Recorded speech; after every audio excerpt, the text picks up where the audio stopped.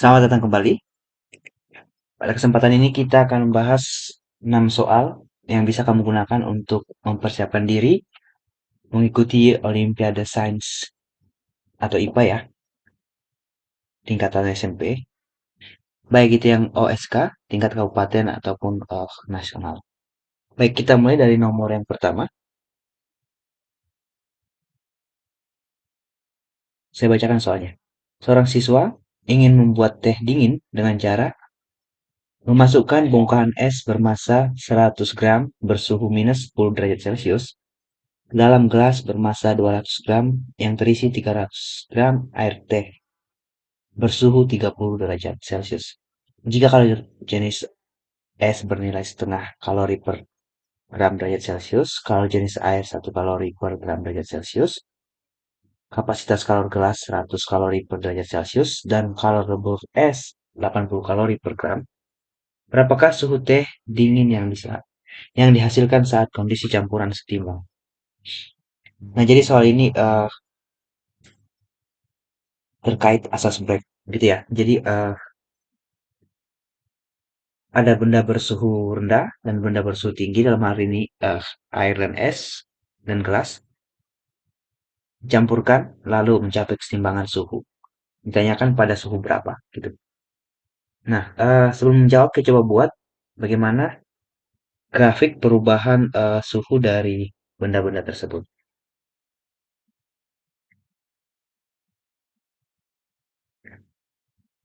Oke, kita anggap ini grafik suhu. Awalnya es dia mulai dari minus 10 derajat Celcius lalu dia dikatakan dipanaskan hingga mencapai kesetimbangan karena bercampur dengan air gitu ya. Jadi dia kita anggap saja dipanaskan.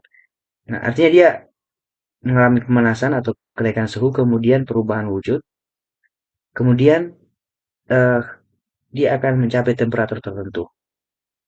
Jadi proses dari S adalah perubahan suhu dari poin A ke B, perubahan wujud dari poin B ke C, dan perubahan suhu setelah dia menjadi air ya. Di C dia sudah air seluruhnya ke titik D gitu. Jadi prosesnya ke sana. Sementara eh, apa namanya es itu mengalami perubahan suhu dari 30 ke titik D. Berarti dia suhunya setelah menjadi campuran semakin kecil. Artinya dia melepas kalor gitu ya. Ini 30 derajat Celcius. Kita anggap di sini. Nah, jadi air dari titik ini turun ke sana suhunya gitu.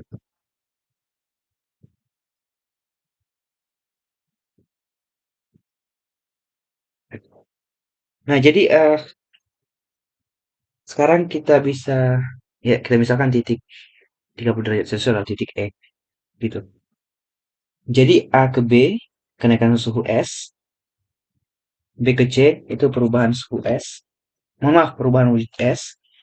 C ke D adalah eh, es yang tadinya 100 gram itu sudah menjadi air berubah suhu. Sementara dari E ke D adalah perubahan suhu air yang bermassa 300 gram. Nah, jadi kita diminta mencari tahu suhu di titik D ini, suhu campuran gitu ya. Ini berapa T di sini? Saya sebut saja T campuran, TCAM. Ini berapa?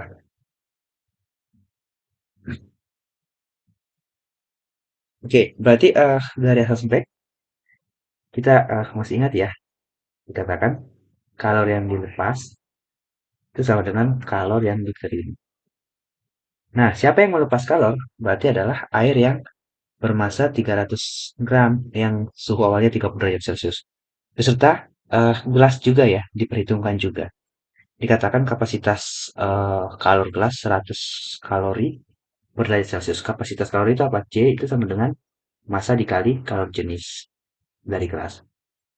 Nah, berarti kita nggak memerlukan data kalor jenis gelas.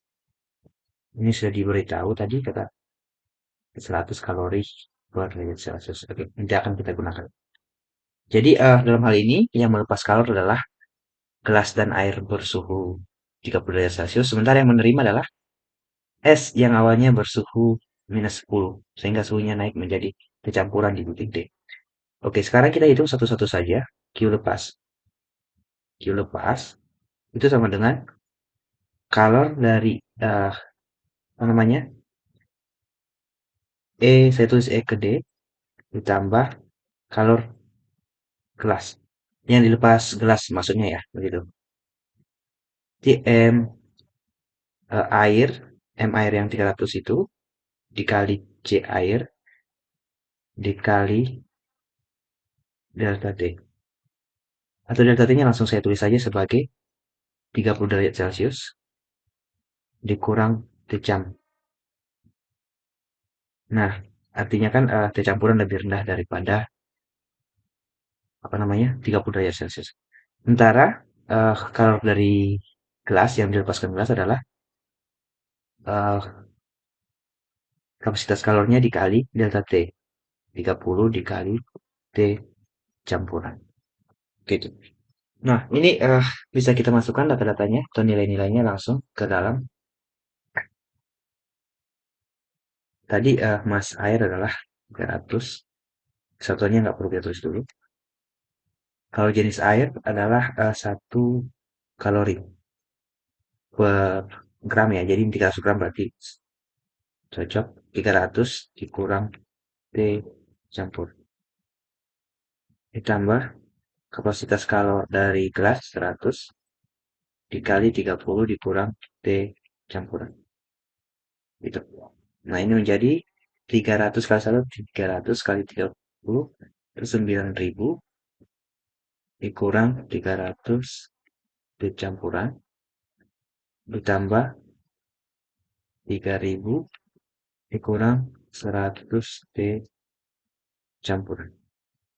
Ini sama dengan 900 tambah, sorry, 9.000 tambah 3.000 ya, 1.200.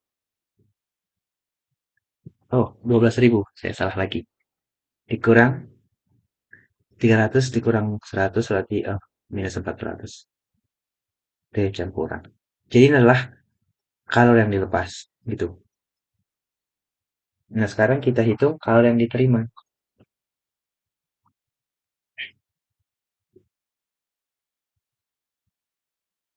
Saya pakai warna hitam. Ops, kalor yang diterima. Diterima itu sama dengan kalor dari A ke B atau kenaikan suhu es dan kalor lebur. Kalor untuk meleburkan es dari B ke C, di B ke C ditambah kalor untuk menaikkan suhu es yang sudah berubah menjadi air ya, berarti kita sebut saja air dari C ke D. Dari C ke D. Oke. Baik, sekarang kita tinggal masukkan nilai-nilainya.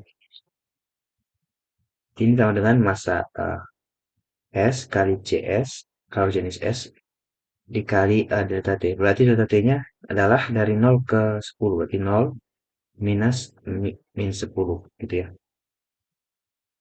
Ditambah, kalau untuk meleburkan S dari B ke C itu adalah massa dikali kalori lebur. Yang nilainya adalah 80 kalori per gram.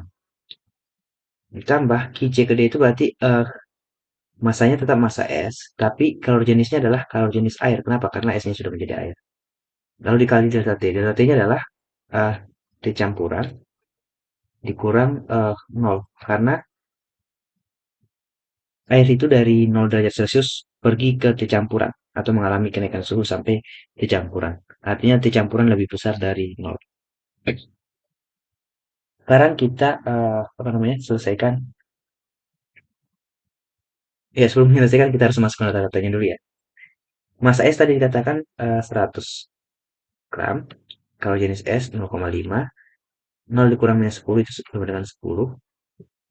Kita berikan dalam kurung dulu. Tambah massa es 100 kali kalori leburnya adalah 80.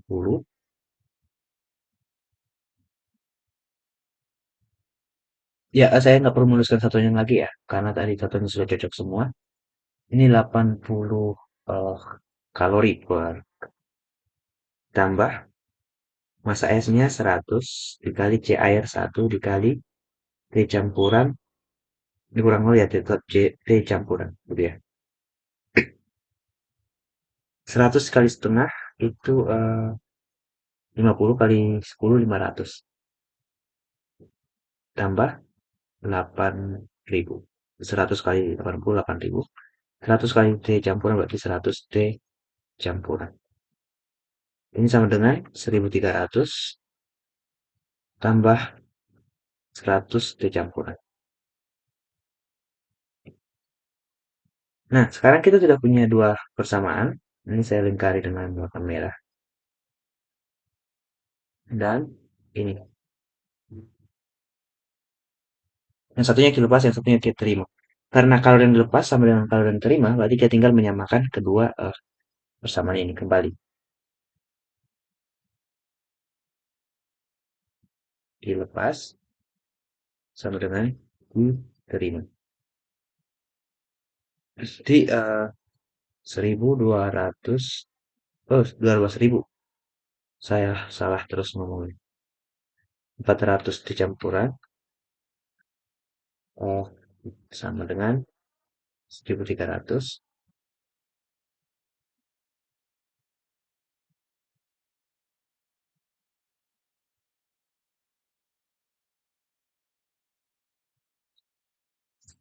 Oh ya, mohon maaf ada sedikit kesalahan ya tadi dalam penjumlahan. Bukan dalam perkalian, mohon maaf. Di sini. Ini seharusnya 8.000 ya, bukan 800. Oke, saya revisi. Maka yang di bawah ini harusnya tidak benar ya. Ini bukan 1.300 tapi 8.500. 8.500. Ya, mohon maaf untuk itu.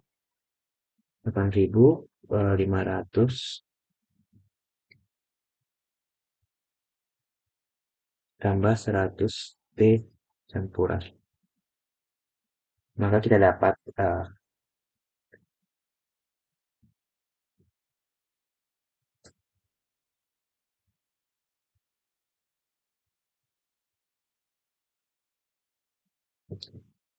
500 T campuran itu sama dengan 12.000 dikurang 8.500 itu sama dengan 3.500. Maka campuran itu sama dengan 3.500 dibagi 500 atau 35 dibagi 5 gitu ya, sama dengan 7 derajat Celcius gitu.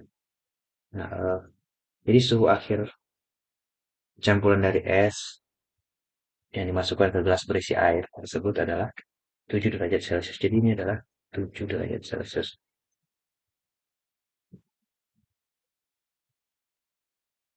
Ini dalam derajat Celcius.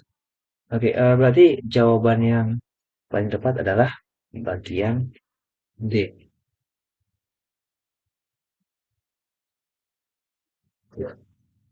Oke, demikian untuk soal nomor pertama. Kita lanjut dulu ke soal berikutnya. Oke, ini terkait daya. Saya bacakan soalnya. Pada suatu pembangkit listrik digunakan air terjun dengan ketinggian 20 meter dan debit 10 meter pangkat 3 per detik. Jika efisiensi pengubahan energi air terjun menjadi energi listrik adalah 20%, percepatan gravitasi bumi adalah 10 meter per sekund kuadrat, dan massa jenis air 1 gram per centimeter kubik, berapakah daya listrik yang dihasilkan dari pembangkit tersebut? Nah, yang ditanyakan adalah daya. Dalam fisika, daya itu definisikan sebagai kerja atau work work persatuan waktu gitu ya. Berapa kerja yang dilakukan persatuan waktu. Nah, kerja yang dilakukan oleh air tidak lain adalah energi potensialnya dari ketinggian 20 meter itu. Yaitu massa dikali percepatan gravitasi bumi dikali ketinggian. Berarti ini per waktu. Nah, di sini kita kan nggak tahu massa dari apa namanya air ya, secara spesifik gitu. Karena dia continue, dia bergerak terus. Artinya kita harus mengubah besaran massa ini itu menjadi massa jenis dikali volume, begitu. Karena di sini ada data massa jenis, di sini ada data eh, volume per sekon. Ini kita ubah menjadi massa jenis dikali volume dikali percepatan gravitasi bumi dikali ketinggian per T. Nah, kita lihat ini ya, volume per T ini adalah debit. Artinya bisa kita ubah lagi menjadi sejenis kali debit, kita tulis sebagai D, dikali G, dikali H. Nah, sudah lengkap. Nah, sejenisnya dikatakan 1 gram. Ini 1 gram per sentimeter kubik. Nanti kalau kamu konversi ke satuan lain, ini adalah 1000 kilogram per meter kubik. Gitu. Nah, berarti daya total yang diberikan oleh air, artinya ini kita hitung dulu ya sebelum diubah menjadi listrik. Sebelum dikalikan dengan efisiensi pengubahannya, itu sama dengan masanya, mohon maaf, massa jenisnya 1000 kilogram per meter pangkat 3.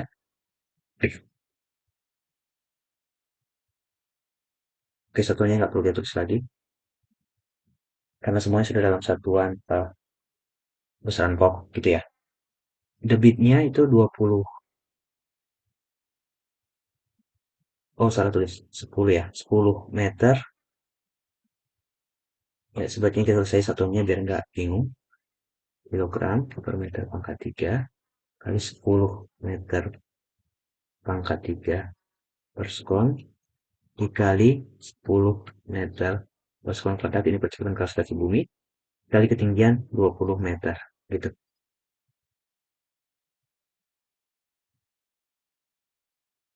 Ini tadi meter pangkat 3. Meter pangkat 3 dengan meter pangkat 3 bisa kita coret di 100 kali 1000 itu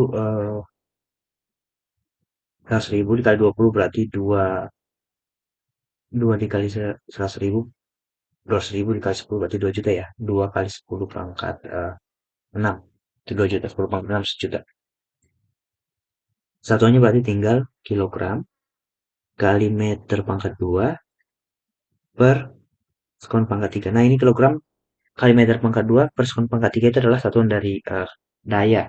Tidak lain adalah 2 kali 10 pangkat 6 watt. Itu ya. Jadi kilogram meter pangkat 2 sekon pangkat per sekon pangkat 3 itu adalah watt gitu, atau sama dengan 1 watt. Nah, dikatakan bahwa efisiensinya ternyata hanya 20% gitu ya. Artinya daya atau energi yang diubah hanya 20% menjadi energi listrik. Kita sebut P aksen itu sama dengan uh, efisiensi kali P. Itu sama dengan 0,2, 20% itu 0,2 dikali 2, dikali 10 pangkat 6 watt. Sama dengan 0,4 kali 10 pangkat 6 watt. Nah, di jawaban dia dalam kilowatt semua, berarti ini harus kita ubah ke kilowatt dulu. Jadi ini harus di 0,4 kali 10 pangkat 3 kali 10 pangkat 3 watt. 0,4 kali 10 pangkat 3 itu 400. 10 pangkat 3 itu adalah kilo, berarti kilowatt gitu ya. Ini 400 kilowatt. Jadi jawaban yang paling tepat adalah bagian D, 400 kilowatt. Baik, kita ke soal selanjutnya. Nomor 3. Kita bacakan. Sebuah benda bermassa setengah kilogram mengalami gerak vertikal ke bawah. Selama gerakannya, benda mengalami gaya gesekan sebesar 1 Newton. Jika besar percepatan gravitasi bumi dianggap 10 meter per sekon kuadrat, maka percepatan benda adalah. Nah, kita diminta menentukan nilai percepatan.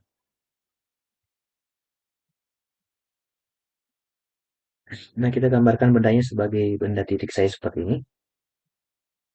Dia mengalami gaya gesek. Dia bergerak ke bawah gitu ya. Nanti ke arah bawah. V-nya ke bawah. Nanti gaya geseknya kita tahu ke arah atas karena dia bergerak ke bawah. Nah, gaya apa yang pergi? Bukan pergi ya, yang mengarah ke bawah. Tidak lain adalah gaya berat dari benda tersebut. Nah, di soal memang tidak dikatakan apakah dia jatuh bebas atau diberikan kecepatan awal gitu ya. Jadi kita anggap saja ini jatuh bebas, tidak ada gaya lain karena memang tidak disebutkan apa. Nah, sekarang kita harus menentukan atau menyepakati arah dulu sebelum melakukan atau mengerjakan ini. Biasanya kita menggunakan arah ke atas itu baik positif, lalu ke bawah negatif, gitu ya. Ke kanan positif, ke kiri negatif, gitu. Nah, jadi untuk ini kita gunakan seperti ini juga ke atas positif. Artinya gaya geseknya bernilai positif, gaya beratnya bernilai negatif. Ini hanya untuk mempermudah kita. Nanti kita tuliskan berdasarkan hukum Newton kedua, sigma F itu sama dengan massa dikali percepatan. Nah, sigma F-nya adalah F gesek, itu arahnya ke atas jadi positif, dikurang, maaf, ditambah negatif W, gitu. Sama dengan massa dikali kecepatan.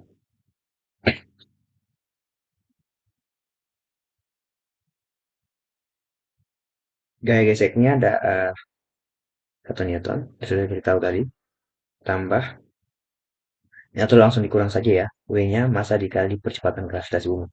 Setengah dikali 10, itu 5 Newton. Sama dengan massa dikali percepatan. Massanya 0,5 langsung ditulis saja. 0,5 kilogram dikali percepatan. Maka percepatannya sama dengan 4 Newton per 0,5 kilogram. Ini negatif. Sama dengan minus 8 meter per sekon kuadrat. Nah, oke.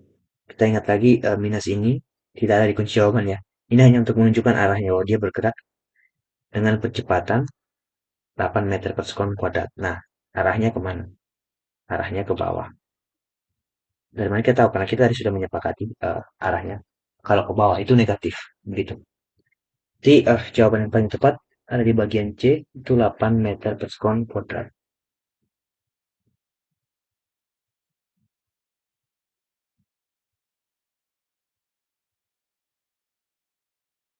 Baik, kita sudah di soal nomor 4.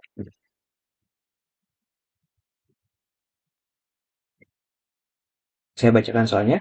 Sebuah benda bermassa 2 kilogram bergerak lurus dengan laju awal 10 meter per sekon. Setelah menempuh lintasan 100 meter, kecepatannya menjadi 30 meter per sekon. Jika benda bergerak dengan percepatan konstan, maka resultan gaya yang bekerja adalah. Oke, ini terkait hukum Newton juga, ditanyakan resultan gaya.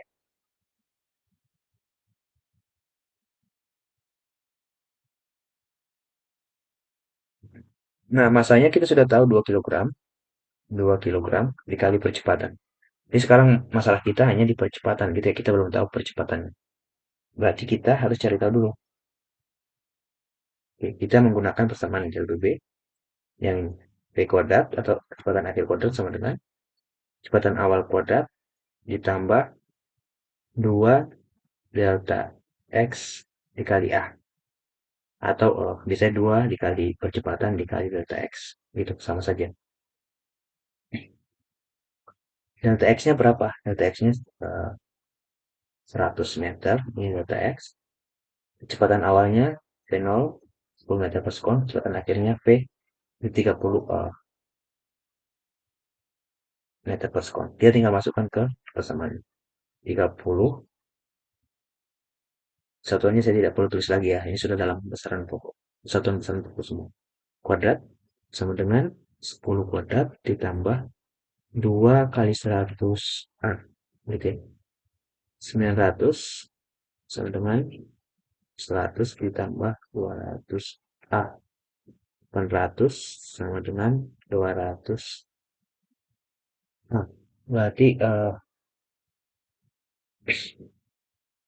A-nya sama dengan 8 dibagi 2, tidak lain adalah 4 meter per sekon kuadrat.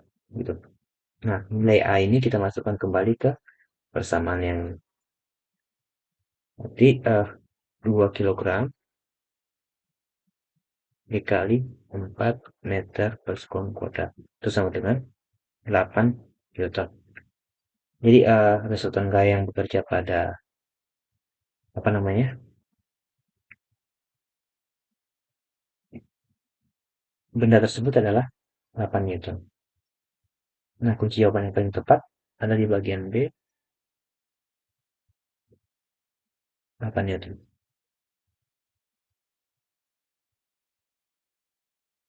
Baik, soal nomor 5.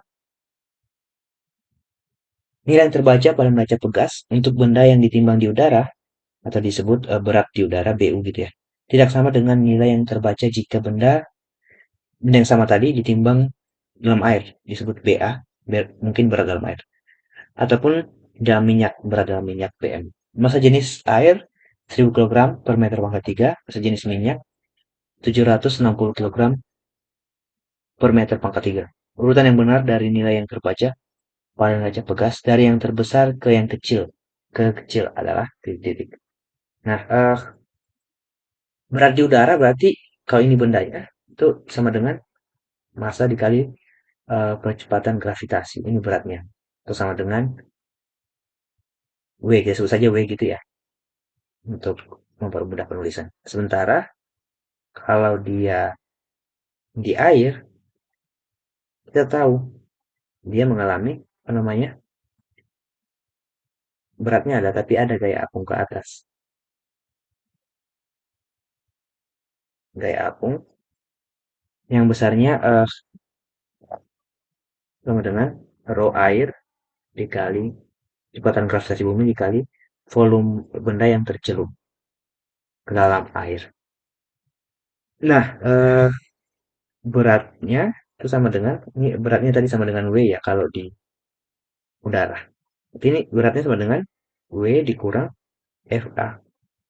Itu berarti berat di udara lebih kecil dari berat di air, jelas ya. Nah, sekarang kita lihat bagaimana dengan di minyak, dalam minyak. Di, ketika dalam minyak, dia memiliki gaya berat ke bawah dan memiliki gaya apung ke atas yang besarnya adalah rho minyak. Saya tulis R, rho M dikali V dikali volume tercelup. Nah, perlu kita lihat memang volume tercelup di air dan volume tercelup di uh, minyak ini nggak sama ya. Bisa jadi berbeda atau ada kemungkinan sama, tapi tidak bisa kita pastikan sama sebelum kita menghitung dengan mensubstitusikan angka-angka ke dalam sini.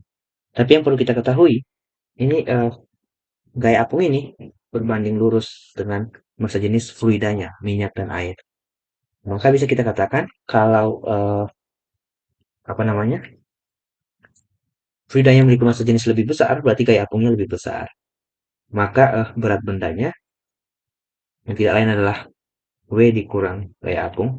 Ini kita sebut berat semu gitu ya.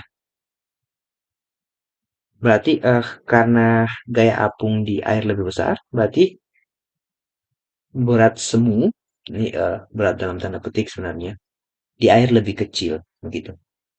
Jadi bisa kita simpulkan eh, dari besar ke kecil berarti di udara, di berat udara lebih kecil dari berat minyak dan lebih kecil dari berat di air. Saya terbalik tandanya ya, mohon maaf. Harusnya lebih besar. Berat di udara lebih besar dari berat di minyak dan lebih lebih besar saat ditimbang dalam air. Berat di udara lebih besar daripada berat di dalam minyak dan berat dalam minyak lebih besar saat ditimbang dibandingkan berat di dalam air. Berarti opsi jawaban yang paling tepat adalah bagian BU, BM, dan B dalam air.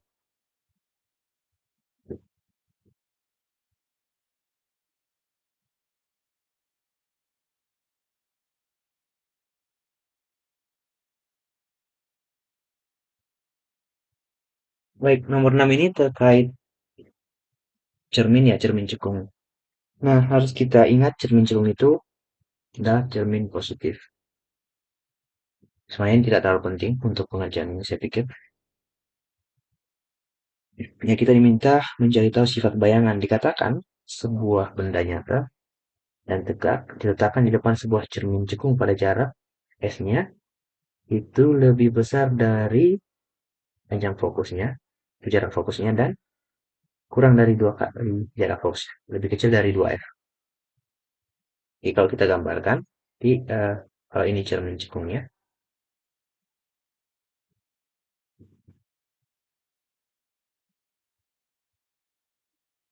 fokusnya di sini ini jari-jari, ini 2F atau jari-jari. Di bendanya di antara F dan 2F gitu ya. Kita sebut saja di sini, tengah sini. Tanyakan bayangan yang dihasilkan oleh cermin cekung itu bersifat bagaimana gitu. Sekarang kita gambarkan bayangan. Saya pikir kamu masih ingat ya, bagaimana menggambarkan bayangan pada cermin cekung. Sinar datang sejajar sumber utama itu akan dipantulkan melalui titik fokus. Sini. Ini sinar pantul, ini sinar datang. Lalu sinar yang kedua datang melalui titik fokus, datang melalui titik fokus cermin, lalu dipantulkan sejajar sumber utama. Di sini, ya mohon maaf, ini sedikit miring. Ya, saya sedikit kesulitan menggambarnya ya. Oke, kita anggap saja gambar saya lurus, begitu. Jadi bayangannya ada di mana? Di sini. Nah, kalau kita lihat, ini adalah benda, ini adalah bayangan S aksen. Ketinggiannya kita lihat jelas lebih tinggi bayangannya ya, dan dia nyata, dia di depan cermin.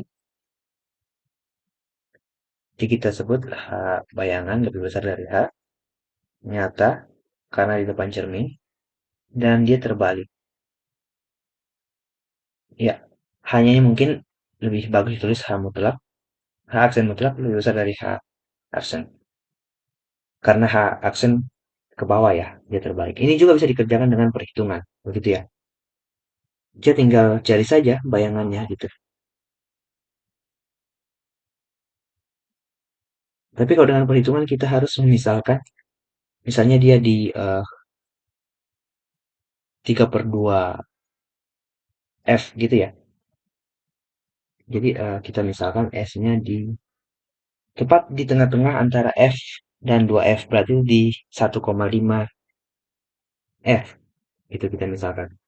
Karena ini adalah salah satu kemungkinannya. Jadi ini hanya pemisalan. Kamu bisa memisalkan di bagian yang lain, tidak masalah. Yang penting di antara F dan 2F. Berarti 1/F sama dengan 1/S ditambah 1/S aksen. 1/F sama dengan 1/1,5F tambah 1/S aksen. Itu. Jadi 1/S aksen itu sama dengan 1/F dikurang 1/1,5F. 3, 3 dikurang 2 gitu ya.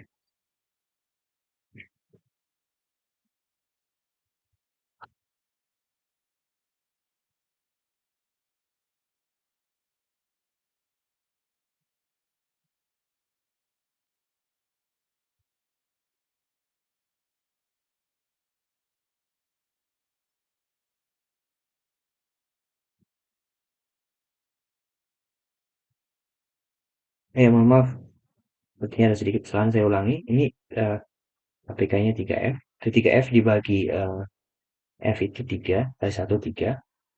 3F dibagi 1,5 sama dengan 2. Dikali 1 itu 2. Sama dengan 1/3F. PS aksen sama dengan 3F. Itu ya. Berarti dia positif berarti nyata gitu. Karena karena ini cermin cekung, F-nya positif berarti 3 dikali F berarti positif. Dia nyata dan perbesarannya berapa?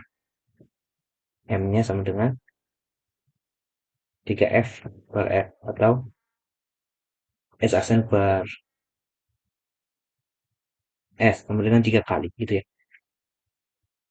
Jadi perbesar dan dari gambar kita lihat dia terbalik begitu. Jadi kita lihat opsi jawaban paling tepat adalah nyata terbalik diperbesar. Itu bagian D. Nyata terbalik diperbesar.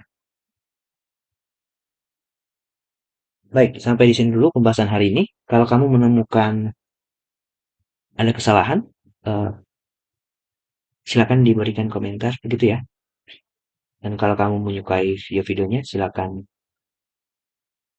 di like supaya direkomendasikan kepada orang lain seperti itu. Atau silakan di subscribe juga. Terima kasih.